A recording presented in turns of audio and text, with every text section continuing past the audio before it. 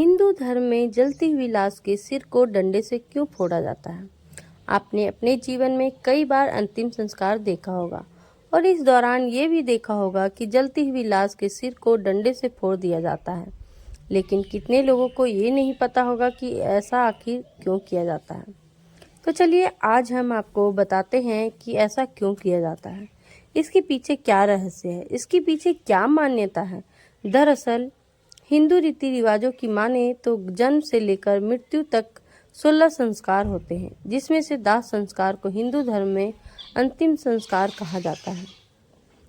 अंतिम संस्कार के दौरान एक मृत शरीर को जलाकर इस दुनिया से विदा किया जाता है और उसकी राख को गंगा जल या किसी भी पावन बहते जल में बहा दिया जाता है।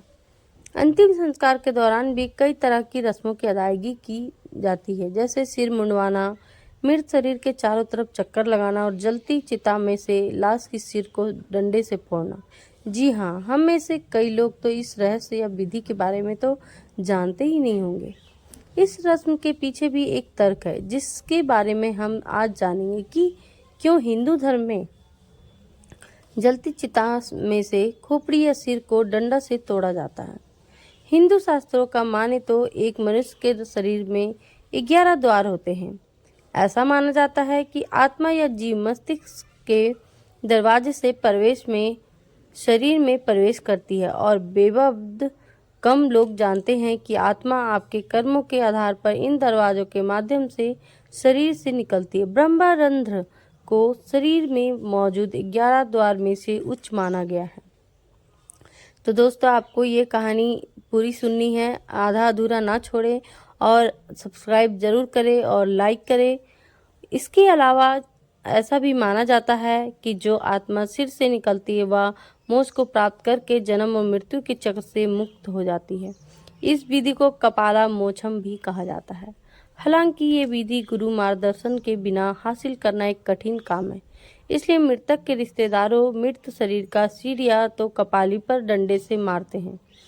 हिंदू रीति रिवाजों के अंदर इसको एक तरह की रस्म माना गया है।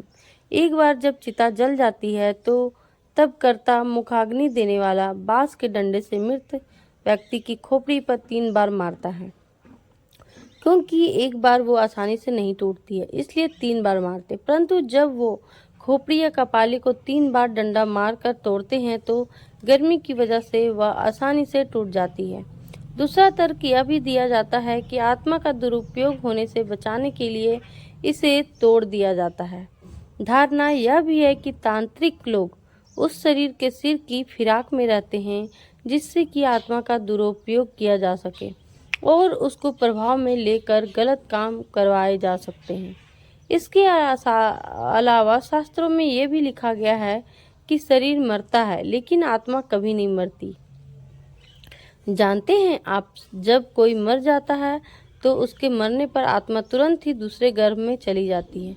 कहते हैं कि जब कोई आत्मा शरीर छोड़ती है तो वह पूरी तरह से धरती को छोड़ नहीं पाती है। कुछ दिनों तक वह अपने परिजनों के पास रहती है, जब तक कि वह स्वर्ग में बेहतर तरीके से बस नहीं जाती है। संस्कार के समय व्यक्ति के सिर पर लकड़ी का डंडा क्यों मारा जाता है?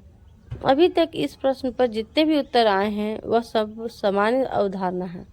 यह एक तरह का अंधविश्वास कर सकते हैं जो फैलाया गया ताकि एक आम इंसान अपने संबंधी के शव पर कपाल क्रिया करने के लिए तैयार हो जाए। अंधविश्वास यह है कि कपाल क्रिया करने से इस जन्म को आदास्त भूलकर आत्मा अगले जन्म को स्वीकार कर लेती है।